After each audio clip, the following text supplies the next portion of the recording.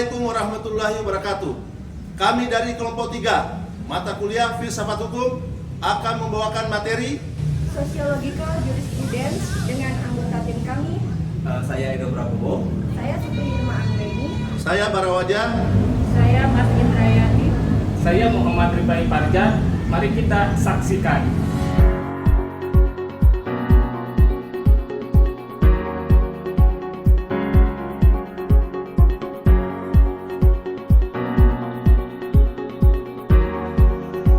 Assalamualaikum warahmatullahi wabarakatuh. Sebelum kita masuk ke dalam pembahasan aliran Sociological Jurisprudence, maka akan saya paparkan terlebih dahulu mengenai filsafat hukum dan pendapat para ahli.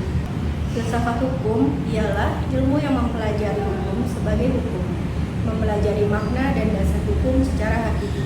Ringkasnya, untuk mengetahui apa arti hukum sebenarnya dan bukan untuk mengetahui apa isi dan isi teks perundang-undangan tertentu. Juga untuk mengetahui mana prinsip-prinsip umum hukum yang berlaku di mana-mana. Sebab-sebab suatu pengertian hukum, asal dan tujuan-tujuannya. Pencarian makna dan dasar hukum dilakukan dengan metode transendental atau secara hakiki. Untuk membedakannya dengan pertanyaan-pertanyaan sama yang dilakukan dengan metode empiris dalam ilmu lainnya. Seperti sosiologi hukum, ada yang berpendapat bahwa filsafat hukum adalah cabang dari ilmu hukum. Sementara yang lainnya menyatakan bahwa filsafat hukum adalah bagian dari filsafat. Kedua pernyataan ini masing-masing mendapatkan dukungannya. Filsafat hukum dapat dimasukkan sebagai bagian dari ilmu hukum karena filsafat hukum membahas suatu aspek dari hukum, yaitu bagian yang paling dasar dari hukum. Selain itu, tujuan dari filsafat hukum adalah untuk membantu penciptaan dan pembangunan hukum material yang adil serta penerapan hukum material secara tepat dan benar yang merupakan objek bahasan dan tujuan ilmu hukum sendiri. Dikatakan bagian dari filsafat karena filsafat hukum memiliki objek formil dan metodenya dari filsafat. Dalam hal ini, secara historis, filsafat hukum juga muncul dan dikembangkan dari kedua kubu profesional, kelompok filosof dan ahli hukum, tetapi sebelum kelompok ahli hukum terdapat juga kelompok politikus yang telah terlebih dahulu terjun mengatasi persoalan filsafat hukum. Sarjana-sarjana hukum membuat klasifikasi aliran-aliran teori hukum tersebut secara berbeda.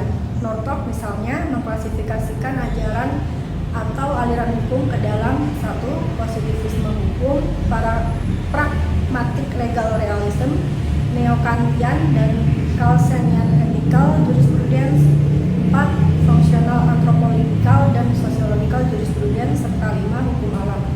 Sementara itu, Friedman membagi aliran tersebut atas 1. Aliran hukum alam, yaitu aliran yang didasarkan pada perenungan akan keadilan. 2. Aliran positivis, yaitu aliran yang didasarkan pada pengaruh perkembangan masyarakat terhadap hukum. Dan 3. Aliran yang didasarkan pada pengaruh kegunaan dan kepentingan. Kesemua klasifikasi dan aliran yang berbeda di atas pada dasarnya dapat dirangkum ke dalam 5 aliran yang paling berpengaruh dan mencakup seperti yang diajukan Lili Rashidi. 5 aliran tersebut yaitu aliran hukum alam, aliran hukum positif, aliran utilitarianisme, mazhab sejarah, aliran sociological jurisprudence, aliran realisme.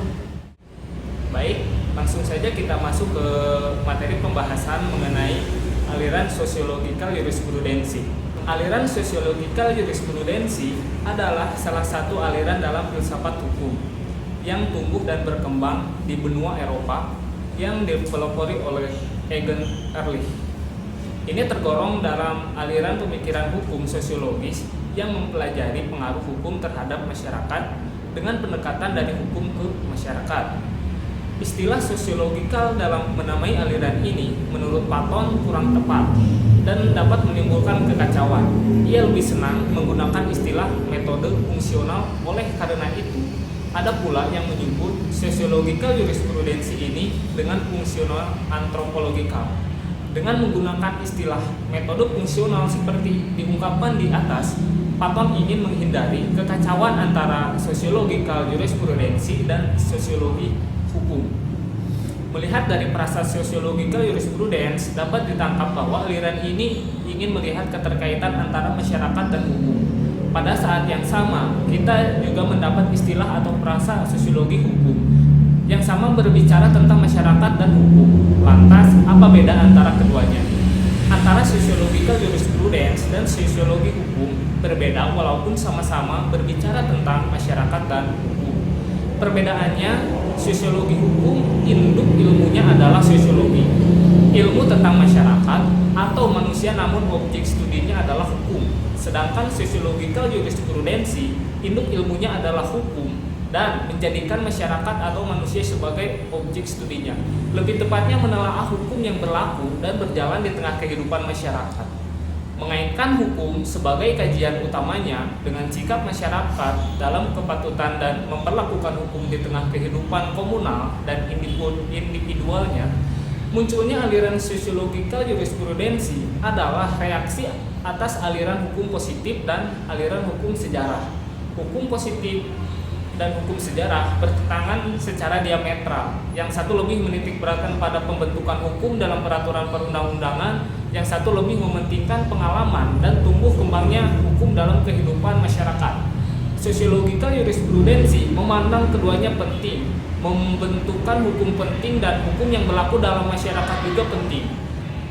Menurut aliran sosiologikal jurisprudensi ini, hukum yang baik haruslah hukum yang sesuai dengan hukum yang hidup di masyarakat. Artinya, hukum itu harus meruapkan pencerminan nilai-nilai yang hidup dan berkembang di masyarakat. Aliran ini memisahkan secara tegas antara hukum positif atau living law. Aliran ini timbul dari proses dialektika antara positivisme hukum dan mazhab sejarah. Sebagaimana diketahui, positivisme hukum memandang tiada hukum kecuali perintah yang diberikan penguasa.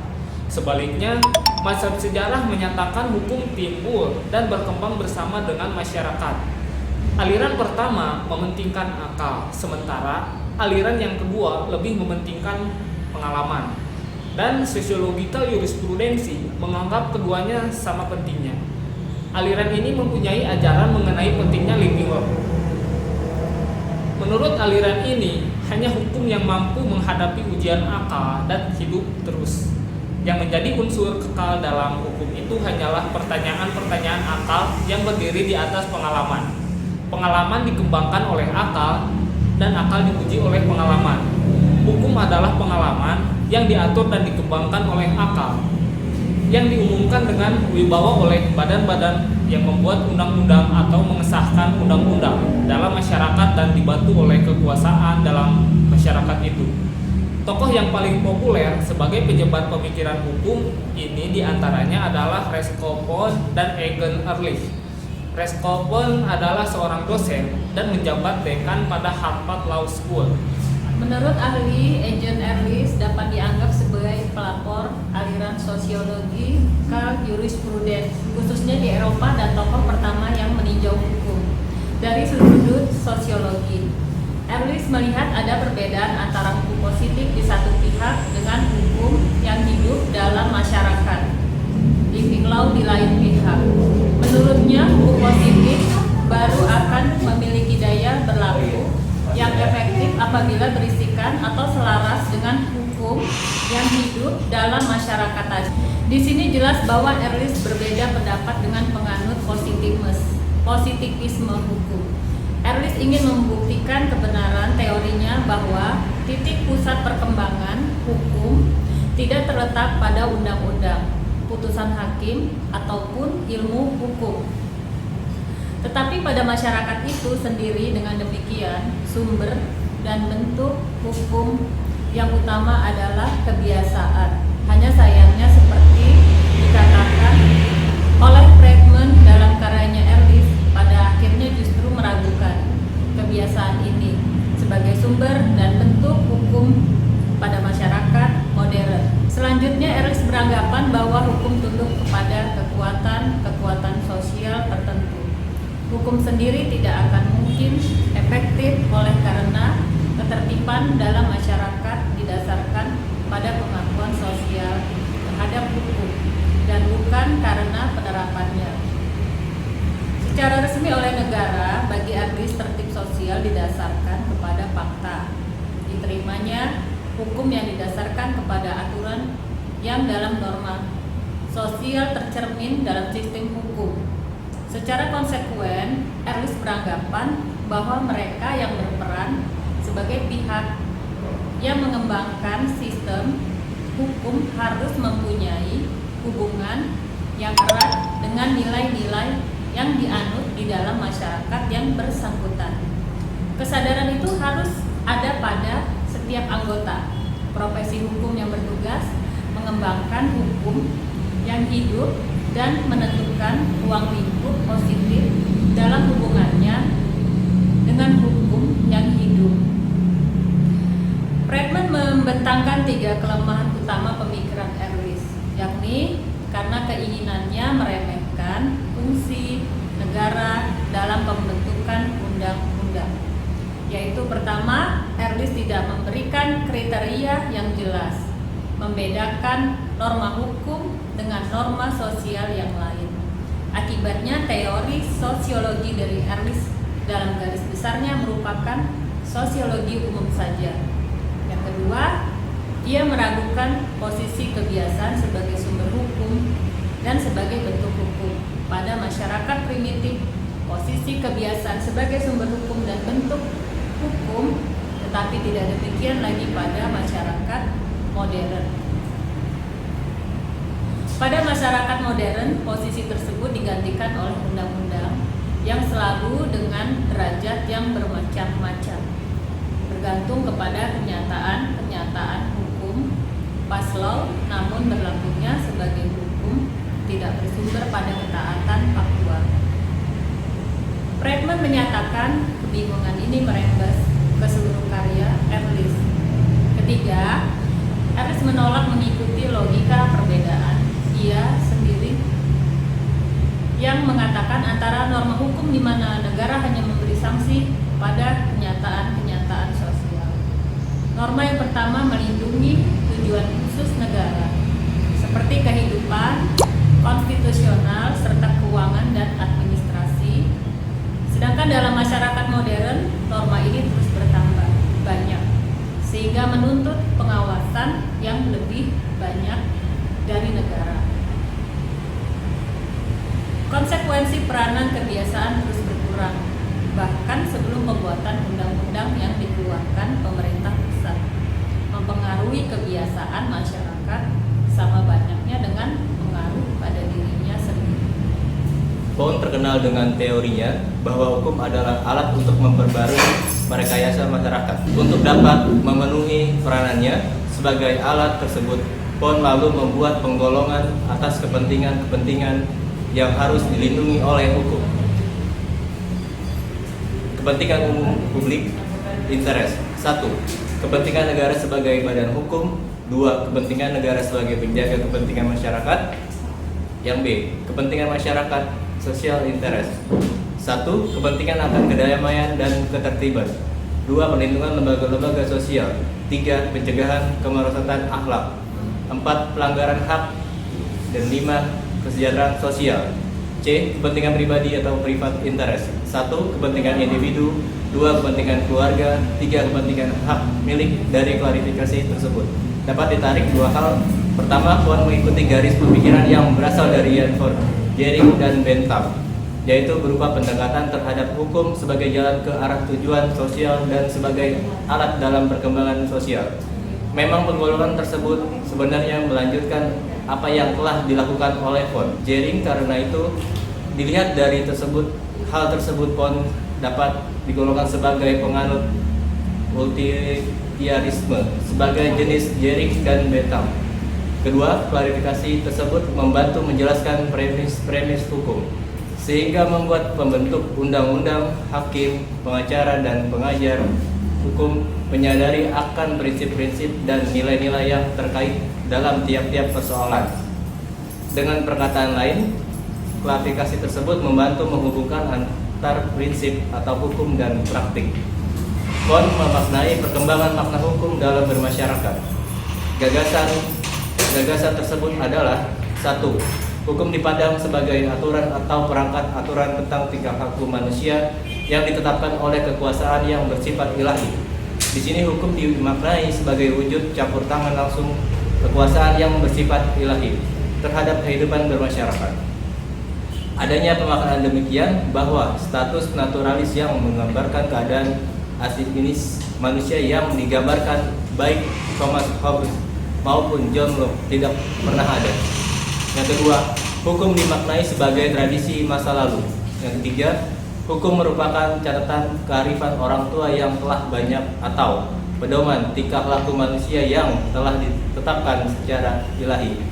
Kearifan lokal dan pedoman tingkah laku itu lalu dituangkan ke dalam kitab-kitab undang-undang. Hukum dipandang sebagai sistem prinsip-prinsip yang ditemukan secara filosofis, dan prinsip-prinsip itu mengungkapkan hakikat hal-hal yang merupakan pedoman bagi tingkah laku manusia. Yang kelima, gagasan ini merupakan kelanjutan dari gagasan keempat. Ditangani para filsuf, prinsip-prinsip itu ditelah secara cermat, diinterpretasi dan kemudian digunakan. Yang keenam, hukum dipandang sebagai seperangkat perjanjian yang dibuat oleh orang-orang dalam suatu masyarakat yang diorganisasi secara politis. 7. Hukum dipandang sebagai suatu refleksi pikiran ilahi yang menguasai alam semesta. Pandangan ini dikemukakan oleh Thomas Aquinas. Sejak saat itu, pandangan ini telah sangat berpengaruh. Bahkan kemudian terjadi berbagai variasi atas pandangan hukum alam ini. Yang ke-8, hukum dipandang sebagai serangkaian perintah menguasai dalam suatu masyarakat yang diorganisasi secara politis berdasarkan perintah. Itulah manusia yang bertingkah laku tanpa perlu mempertanyakan atas dasar apa perintah itu diberikan. 9. Hukum dipandang sebagai sistem pedoman yang ditemukan berdasarkan pengalaman secara individual akan merealisasikan kebebasannya sebagai mungkin seiring dengan kebebasan yang sama yang dimiliki. Yang ke-10, hukum dipandang sebagai sistem prinsip yang ditemukan secara filosofis dan dikembangkan secara rinci melalui tulisan yuristik dan putusan pengadilan. Yang ke-11, hukum dipandang sebagai suatu perangkat atau suatu aturan yang dipaksakan kepada manusia dalam masyarakat oleh sekelompok kelas yang berkuasa baik sengaja atau tidak untuk menentukan kepentingan yang berkuasa tersebut. 12. Hukum dipandang sebagai suatu gagasan yang ditimbulkan dari prinsip-prinsip ekonomi sosial tentang tingkah laku manusia dalam bermasyarakat. Ditemukan berdasarkan observasi, dinyatakan dalam bentuk petunjuk-petunjuk yang bekerja melalui pengalaman manusia mengenai apa yang dapat dilakukan dan tidak dapat dilakukan dalam pelaksanaan keadilan.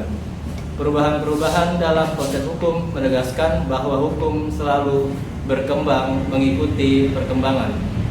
Hal ini juga membuktikan perkataan Eugen Ehrlich bahwa hukum hidup berkembang sesuai dengan perkembangan masyarakat.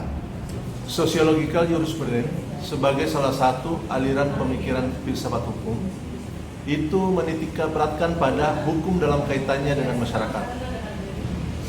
Menurut aliran ini, yang baik adalah hukum yang sesuai dengan hukum yang hidup di antara masyarakat.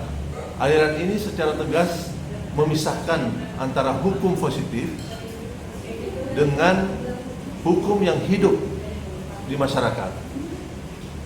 Salah satu eksponen dari aliran ini dalam buku An Introduction of the Philosophy of Law, Pan menegaskan bahwa hukum itu bertugas untuk menemukan kehendak masyarakat yang menginginkan keamanan yang menurut pengertian yang paling rendah dinyatakan sebagai tujuan ketertiban hukum.